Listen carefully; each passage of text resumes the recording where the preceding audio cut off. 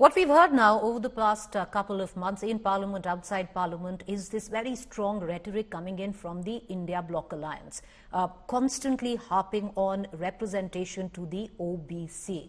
With the caste census being made public by the Bihar government, has the ball now been set in motion where it comes down to finding a narrative and pulling it further for maximum electoral purpose for the alliance going to 2024?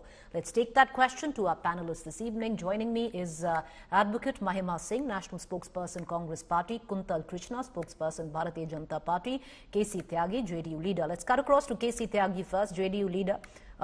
His government has released the caste census data that they've conducted. The court had said that they can continue with it, and now they have released the data. Tyagi ji, बहुत शुक्रिया कि आप हमसे जुड़े. मेरा पहला सवाल त्यागी जी यही है, जो कास्ट सेंसस डेटा आपने पब्लिक किया है, चौंकाने वाले आंकड़े हैं. आपको क्या लगता है इसका पॉलिटिकल इम्प्लीकेशन क्या रहेगा? क्या इंडिया अलायंस को उसका पर्पस मिल जाएगा 2024 के चुनाव के लिए? देखिए प्रीति जी, 1931 के बाद देश में जातिगत जनगणना हुई नहीं थी. जनगणना भी उस तरह से नहीं हुई थी, खाली शेड्यूल कास्ट की हुई और माइनॉरिटीज के डिफरेंट ग्रुप्स की हुई. लेकिन हिंदू समाज के जो और हिस्से हैं, चाहे अपर कास्ट हो, बैकवर्ड कास्ट हो, उनकी कोई गिनती कभी नहीं हुई. नंबर एक. नंबर दो, 1931 में समाज जो है जातीय गठबंधन में बहुत जकड़ा हुआ था और जो गरीब जातियों के लोग थे अपनी जात छिपाते थे और उन्होंने अपनी जात छिपा के अपना नाम ऊंची जातियों में रखवा दिया. और ये कोई अकेले हमारी पार्टी की मांग नहीं थी. जब हम एनडीए में भी थे तब भी कैबिनेट ने पास किया. हम फिर ऑल पार्टी में पास कराया. ऑल पार्टी लेकर के प्रधानमंत्री के पास गए, उनको इन्वॉल्व करने का प्रयास किया. जब चारों तरफ से निराश हुए तो निसंदेह नीतीश कुमार जी ने पिछले 6-7 महीनों में युद्ध स्तर पर इसको कराने का प्रयास किया और हमें प्रसन्नता है कि आज उनकी मेहनत रंग लाई और 63% आबादी पिछड़ी जाति की साबित हुई, जो मंडल कमीशन में 52% थी. और हमारा एप्रीहेंशन भी प्रीति जी यही था कि इनकी संख्या बढ़ गई है. एक, आज गांधी जयंती है. गांधी जी ने कहा था कि अंतिम आजादी पहुंची कि नहीं पहुंची अंतिम आदमी तक, आखिरी आदमी का चेहरा देखना. तो अगर अमृत काल में हम ये जानना चाहते हैं, ये वर्ग ये जानना चाहते हैं कि इनके सोशो इकोनॉमिक, कल्चरल और एजुकेशनल एम्पावरमेंट ठीक नहीं हुए हैं, तो इनके लिए कुछ अलग योजनाएं बना करके समाज के अन्य वर्गों के साथ इनको भी चलना सिखाना चाहिए. त्यागी जी, ये भी कहा जाएगा कि अमृत काल में हम अभी भी जाति और रिजर्वेशन की बात कर रहे हैं, पर वही सच्चाई है, पॉलिटिक्स उसी में है. पर आपसे ये सवाल कहूंगी त्यागी जी, अब देखिए प्रधानमंत्री ने, अगर आपको याद है, ईडब्ल्यूएस कोटा अनाउंस कर दिया था 10% का, और वो उन जातियों के लिए था जो अब जिनमें रिजर्वेशन नहीं है. अपर कास्ट मान लीजिए जनरल है जो जाति. अब उसमें अगर हम आंकड़े देखें और हम बिहार का आंकड़ा देखें, बिहार में 15% है जो अपर कास्ट है, जो जिसमें रिजर्वेशन नहीं है. अपर कास्ट छोड़िए, जिनमें रिजर्वेशन नहीं है. अब अगर हम वो 10% इस 15% पे लाएंगे तो फिर बहुत ज्यादा हाई नंबर होगा रिजर्वेशन के लिए, जो जनरल कैटेगरी है. उसमें मैं एक और सवाल जोड़ती हूं त्यागी साहब, और वो सवाल है कि 50% तो पहले ही सुप्रीम कोर्ट कैप दे चुकी है. अब इसको नीतीश कुमार जी कैसे बैलेंस करेंगे?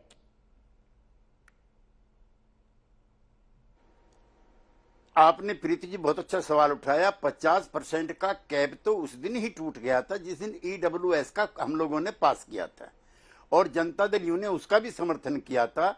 और बिहार में हम लोगों ने स्वर्ण आयोग भी बनाया था, ये पता लगाने के लिए कि उनके अंदर जो गरीबी है वो कैसी है. अब ये सीमा रेखा टूटी है तो पिछड़ों के आरक्षण का दायरा भी बढ़ेगा. हम मांग भी करेंगे और इम्प्लीमेंट भी करेंगे. पर सर कैसे करेंगे, वही तो बात है, क्योंकि सुप्रीम कोर्ट की रूलिंग तो इसमें साफ है. कैसे मैनेज करेंगे? मंडल वर्सेस कमंडल करना चाहें तभी भी कैसे होगा? सुप्रीम कोर्ट का जो रूलिंग है वो केंद्र सरकार ने जो ईडब्ल्यूएस किया था 49 + 10%, वो उसी दिन टूट गया. ये संसद से बना हुआ कानून था. चलिए, आप वो छोड़ते हैं, आपके खुद के अलायंस की बात करते हैं। इसमें हिपोक्रेसी नजर नहीं आती है त्यागी जी? अगर आप देखें आपके खुद के अलायंस पार्टनर कांग्रेस को देख लीजिए। और मैं क्यों ये कह रही हूं, 2011 में जो ओबीसी डेटा है उन्होंने पब्लिक नहीं किया। आज भी अगर चाहे 2015 का जो ओबीसी डेटा है सिद्धरमैया की सरकार के अंडर हुआ था, उन्होंने पब्लिक नहीं किया। हमेशा अगेंस्ट रहे हैं ओबीसी रिजर्वेशन के लिए।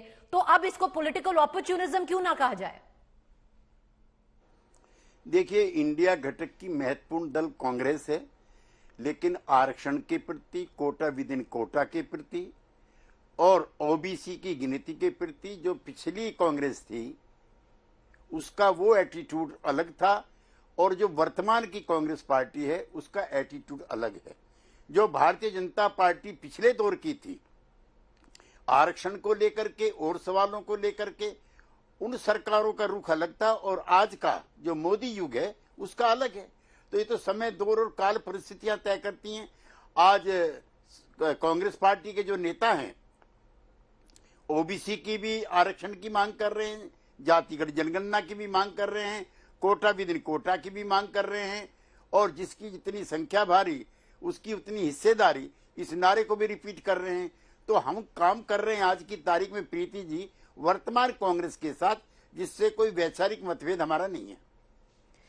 तो जिसकी जितनी संख्या भारी उसकी उतनी हिस्सेदारी। क्या आपको अपना जो इंडिया अलायंस है, पोल एजेंडा, पोल नैरेटिव, या जो भी हल्ला बोल आप करना चाह रहे हैं उससे मिल गया है कि is this the poll narrative for the India alliance 2024? देखिए प्रीति जी, दो तीन चीजें बड़ी स्पष्ट हो गई आज के घटनाक्रम से। कर्पूरी ठाकुर जी, वीपी सिंह जी के बाद इस समय पिछड़ों के सबसे शानदार और असरदार नेता के रूप में नीतीश कुमार का जन्म हुआ है, नंबर एक। नंबर दो, अब कोई भी दल एनडीए का हो या इंडिया का हो, इन मांगों से बहुत अधिक दिनों तक दूरी बना के नहीं रह सकता।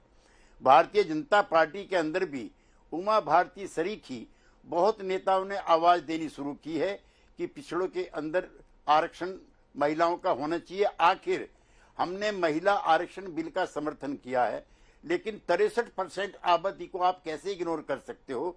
उनको भी प्रोपोर्शनल रिप्रेजेंटेशन चाहिए, नंबर एक।